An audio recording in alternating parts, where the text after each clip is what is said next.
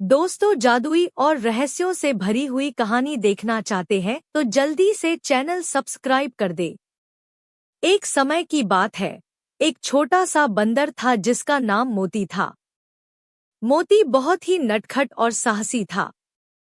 वह हमेशा नए नए रोमांच की खोज में लगा रहता था।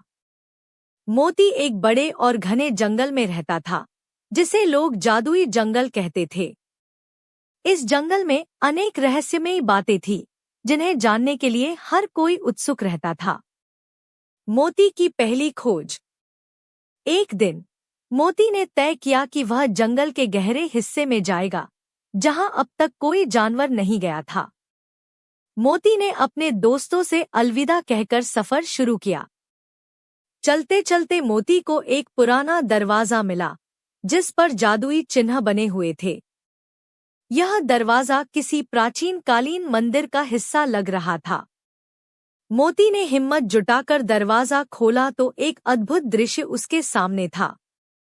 दरवाजे के भीतर एक और दुनिया थी, जहां मोती ने कई जादुई प्राणियों को देखा।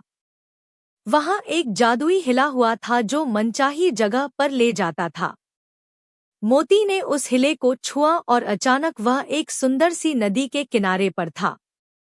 नदी के पास एक सुनहरी मछली थी, जिसने मोती से कहा, मैं तुम्हें एक विशेष रहस्य बता सकती हूँ, पर तुम्हें मेरी मदद करनी होगी। विशेष रहस्य की खोज। मोती ने सहर्ष उसकी मदद करने की बात कह दी। सुनहरी मछली ने बताया कि नदी के उस पार एक बड़ा खजाना है, लेकिन उसे पाना किसी महापुरुष के बस की बात है। मोती ने अपनी हिम्मत दिखाई और नदी के उस पार जाने का फैसला किया। नदी को पार करते ही मोती ने देखा कि वहां एक विशाल पेड़ के नीचे एक चमचमाती चीज छिपी हुई थी। मोती ने अपनी चपलता से खजाने को निकालने की कोशिश शुरू कर दी। उसने देखा कि खजाने पर एक प्राचीन मंत्र लिखा हुआ था। मोती ने वह मंत्र पढ़ा और खजाने को छू लिया। तभी एक रोशनी का फव्वारा निकला और एक जादुई प्राणी प्रकट हुआ। प्राणी ने कहा, तुमने अपनी साहस और मदद करने की प्रवृत्ति से यह खजाना पा लिया है। अब यह खजाना तुम्हारा है। दोस्ती का सबक।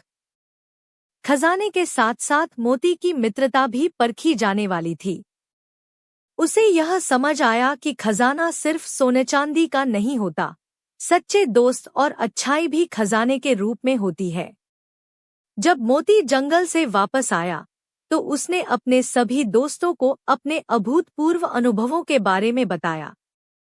उसके दोस्तों ने उसकी बातें ध्यानपूर्वक सुनी और उसे इस साहसिक कारनामे के लिए सम्मानित किया। मोती की वापसी। सबके सामने मोती ने घोषणा की कि वह खजाने का एक हिस्सा अपने दोस्तों के साथ मिलबांट कर इस्तेमाल करेगा। सबसे पहले उसने अपने दोस्तों को जादुई खजाना दिखाया और फिर उस खजाने से जो विशेष वस्तुएं थीं, उन्हें उनके साथ बांटने का निर्णय लिया। उसने कुछ हिस्से का उपयोग जंगल के विकास और सुरक्षा के लिए भी किया। उसने कुछ धन से पेड़ों की रक्षा और जंगली जानवरों के लिए विभिन्न सहायता अभियानों की शुरुआत की। मोती की उदारता और साहस के चलते वह जंगल और उसके साथी जंगली जीवों के दिल में बस गया।